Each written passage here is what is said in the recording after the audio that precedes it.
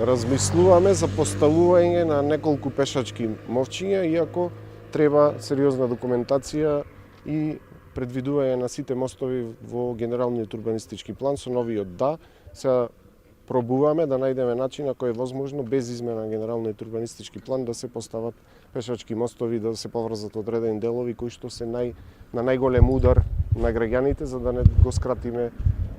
движењето, да не се пешачи на некој начин до големите мостови. Би спомнал дека работиме на проект за ново оградување на сите постоечки мостови со детали од градот. Тоа би се случувало во текот на летото и,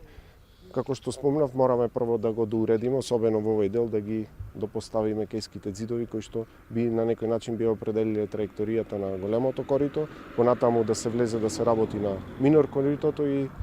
така чекор по чекор, но за се треба време, треба документација спремна и на крајот најгорливото прашање, ако може така да се каже, обезбедувањето на финансиски средства, но мислам дека во оваа фаза има доволно средства и би спомнал дека размислуваме како да го